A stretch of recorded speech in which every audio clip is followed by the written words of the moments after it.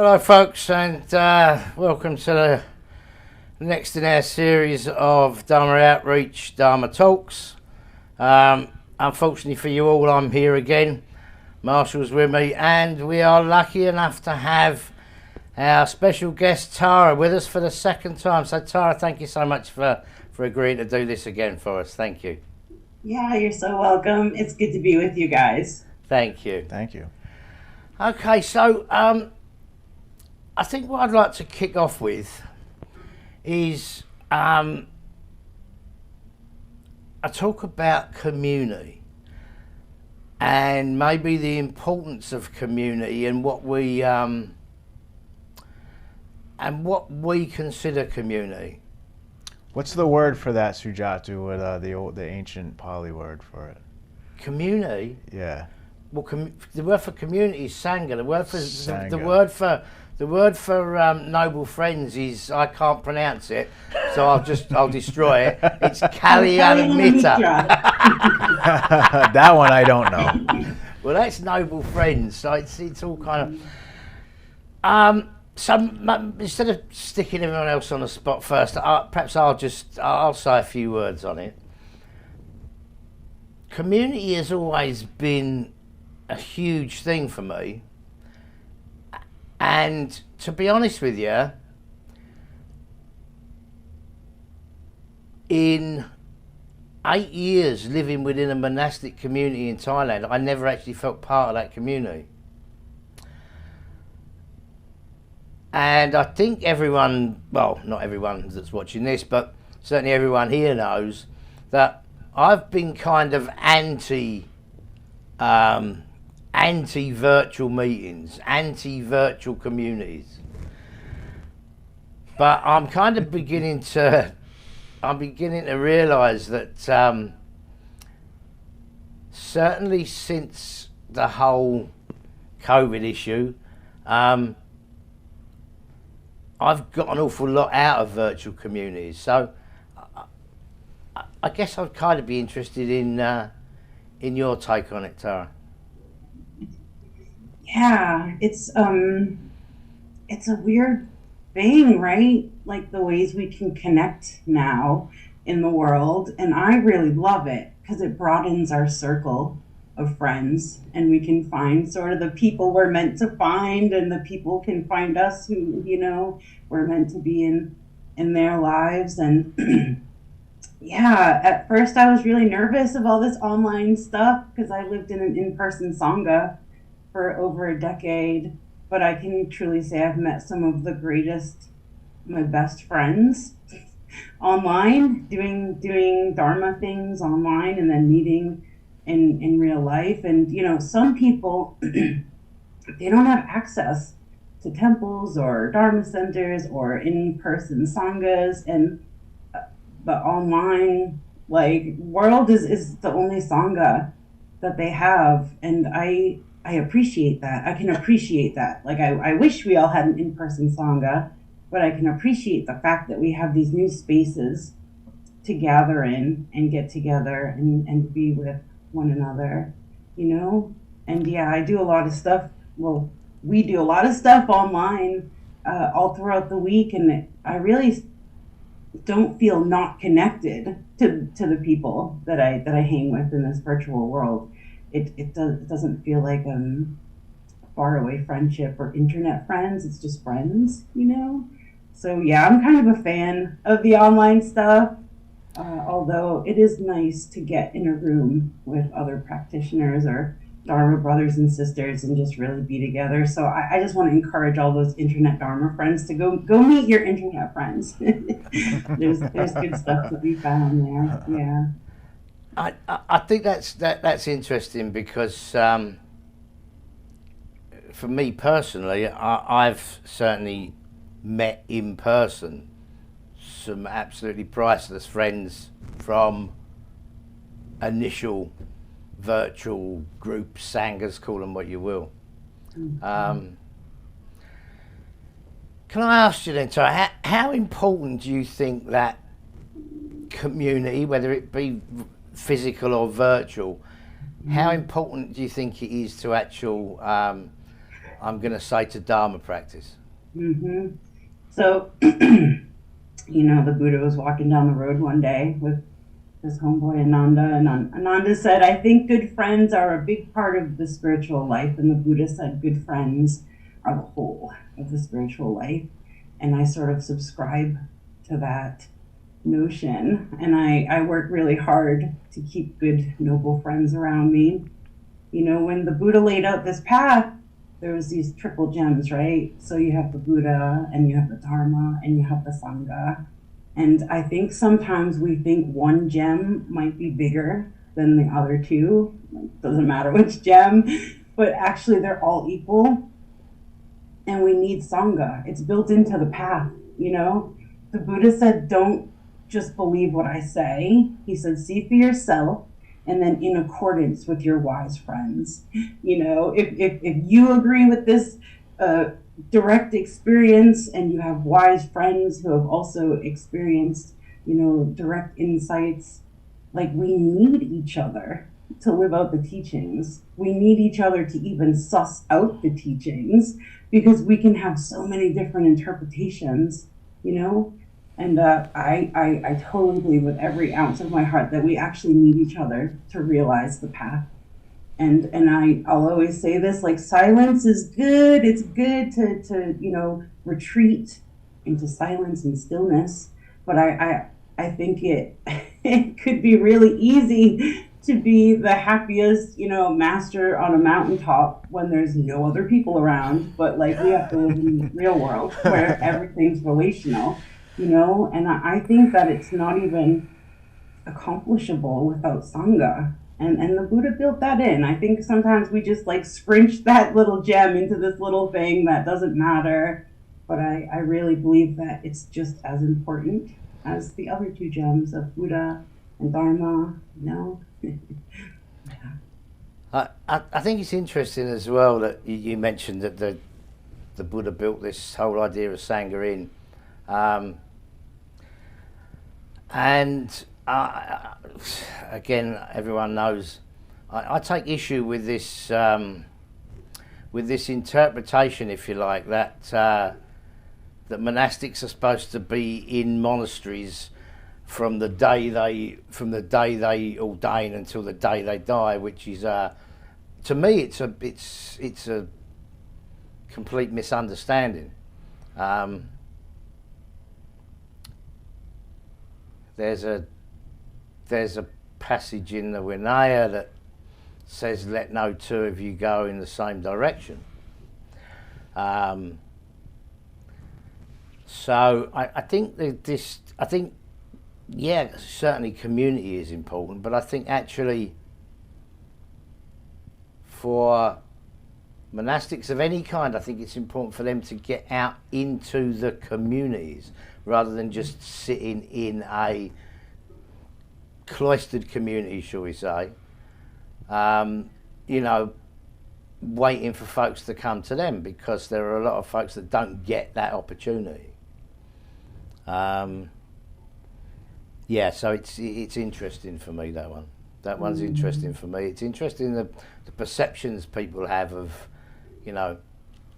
of what the Sangha is. I mean, you've already said the Sangha is it's a group of like-minded folks that are trying to get on the path and stay on the path. And I think that one's interesting, to be honest with you. You see me? No. Sujatu saw. No, he saw me thinking. He was just looking at me. He saw my brain moving. But go ahead, Tarrah, and I'll say what I gotta say in a few minutes. Yeah, I was just gonna say, aside from the idea of Sangha, living in Sangha is what makes my life good. It's what keeps me on the path when I want to be a jerk and be mad and righteous and all the other things. Like, it was so funny. I woke up yesterday, and before I even had my coffee, I looked at Facebook and the news, which you shouldn't do for your coffee. And I was just like a pit of sass about everything. And I woke up and I immediately wanted to start pointing and describing and complaining. And one of my Sangha sisters, Gwen, posted something beautiful on her Facebook that was like absolutely timely, in that I needed to see it right then. And like, that's just an example of when you keep with noble friends who are on the same path. Like, we remind each other of our intentions. We practice on each other. We practice loving one another. It's all practicing being this human being, and we need each other to bounce things off of each other, and figure things out, and yeah, keeping in contact with my Kalyana Mitra friends, all week. It keeps me in line. I don't know what book or from the canon, but I think it was actually in the Vinaya. I think I read that monks are like, we should be the back of, like, the eyes in the back of our friends' heads, like always looking out for each other. And I always really love that, and keep that idea in mind. And I do see it being lived out by my Dharma friends. And yeah, we keep each other on the path. When we start to stray a little bit, a noble friend pops up, reminds us of our intentions, and you can adjust our gait again. Yeah. That's beautiful. Thank you, Tarrah. You're right. And like, the importance of Dharma friends in my life has been monumental, and it's given me the courage and the connection to expand in my Buddhist practice out here in the world. And I'll definitely just be kind of like blunt about it. Like, Sujatu and myself, and I'm sure you've experienced it too, Tarrah, we've come across certain situations where people just, either they're disinterested or, not really accepting of, certain individuals coming to Dharma and wanting to utilize, like, these communities and these resources. And that's upsetting for me. And I think some of the difference is like, on a cultural basis, or a person that seems to have done all right in life and comes to Dharma as like a curiosity or kind of like a spiritual expansion. Like, this is good and it is very important, but Dharma for me is a life, because my past patterns of behavior are very destructive and dangerous. In Dharma, literally, it's saved me from myself, it saved others from me, and it gave me life. It's a life-giving tool. And being able to connect with other people that have experienced that and can understand that's important. And doing this Dharma outreach that we're doing and bringing this to other people that struggle with similar issues, and giving them these tools and having them be able to access and utilize, in my mind, like, that's the most important community, because that's where mindfulness meditation, ethical conduct, the 5 precepts, the different principles within Buddhism, well practiced, brings life to another human being, gives another human being that ability to experience a level of self-assurance, happiness, peace that they might not have been able to access otherwise. And it might, I'm going to say it definitely will, because I can say in my case, it will save lives. It will not only improve lives, the lives of those around those people, but it will save lives. And that's the importance of Dharma to me, and community, and the 3 jewels, the Buddha, the Dharma, and the Sangha, well practiced. And other people that want to kind of slam the door shut for certain individuals trying to seek out this knowledge or this wisdom. It's something like, people might think I'm angry. I'm really not angry about it, but it's that fighter in me. It's a good fight. It's a righteous fight to just open that door. It's just me trying to pull that door open, so that other people can come in and take advantage of the benefits that exist within. Yeah, that's why offer freely. I have experience. I was so privileged to be in like the sort of Dharma soup that I was in for a while, and but also it was totally unaffordable for people like me, and I sort of never felt represented fully in that space. But it's a tough thing, right? So the Buddha tells us not to depend on the world.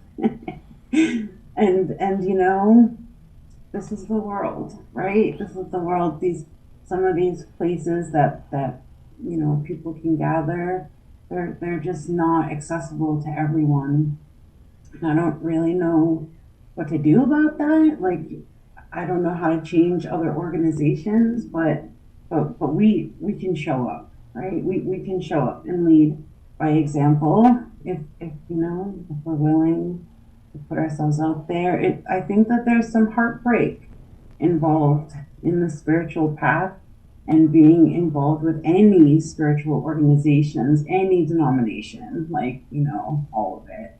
There's going to be some real heartbreak that we face. And for me, they're lessons learned, hard lessons learned.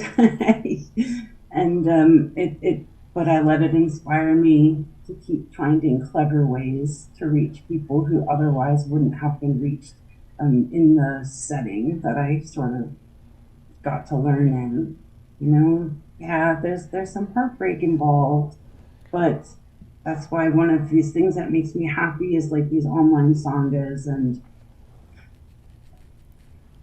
a way to sort of temper some unfairness. Yeah, it's a kind of a tough thing to look at sometimes. And I also think, even though in these like sort of online sanghas there can be gatekeeping as well, it's really easy when you're kind of an anonymous ethereal idea of a person, on the internet, to sort of hold other people to standards that are just preferential. See people be mean to each other, even in these online sanghas, and they make it inaccessible for people when they show up and make newbies feel like they're doing everything wrong because it's not in this one way. Like the other day, I posted a video in a group, and I was told that because my house is messy. It's not messy. This is my art studio, but because I had stuff in my house, I was a really bad Buddhist. If I was a good Buddhist, I wouldn't have any stuff in my house. Like this is It's a sell. This is the stuff we sort of come up against in spiritual circles, and there's a spiritual industry out there, and it's an industry. They're businesses, and sometimes we find that we thought something was a church, but it was a business, and I think that might be part of the heartbreak that we find sometimes, but we work with it.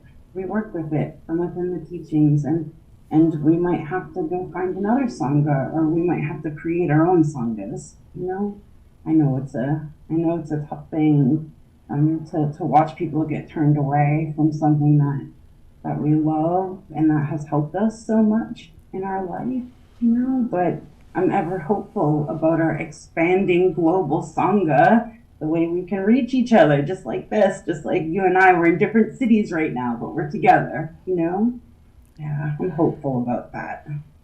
And yeah, this is just something we'll suss out as we go. I think the thing that really frustrates me is when these groups, whether they be virtual or not,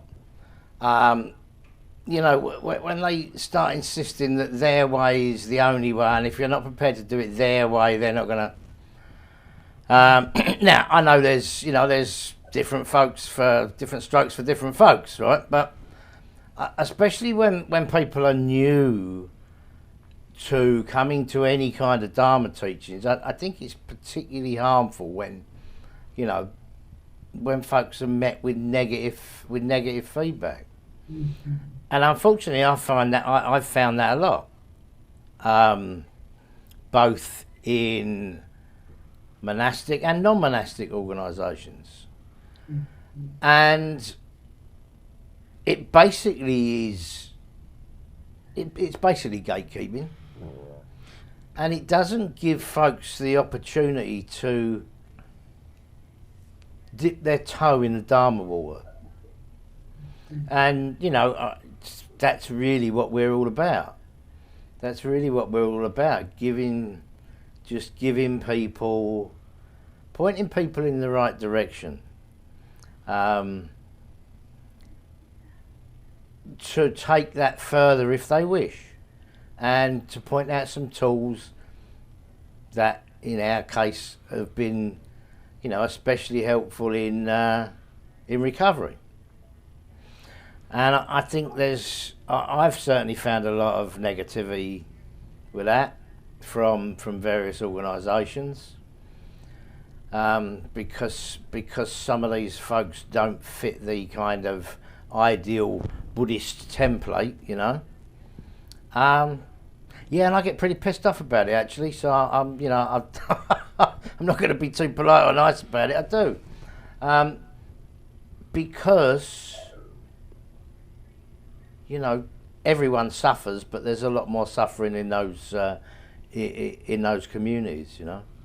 And you know, and I will say about that too is, yeah, the Buddha was pretty explicit about renouncing worldly things and renouncing the world, but he was also, you know, he was all about embracing the Sangha, embracing the three jewels. So if a Sangha exists somewhere, there's many different Sanghas. Having those doors available and open to all seekers to come in and learn and grow, that's important. And I think that, you know, some Sanghas are more open than others, and it's one of those things. And I see it in my field, you know, working in addiction treatment and within like the whole recovery landscape, you know, different recovery supports and pathways and things are a little bit more accepting than others. And like, it's just like anything, like any human thing, it's exclusivity in some things and expectations in others, you know, and in and out group type of mentality and behavior.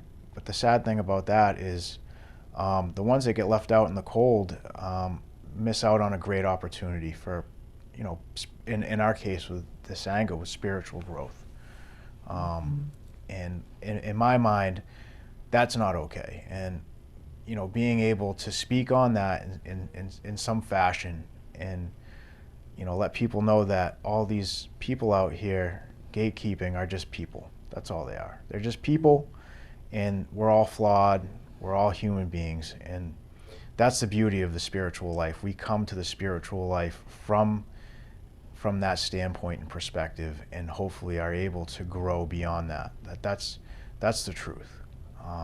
And to think that other people have, you know, like that whole Buddhist ideal, like, oh, you know, like, how could you behave that way? Because I'm a human being and I make mistakes and I'm flawed and I'm working on it. You know, what can I say?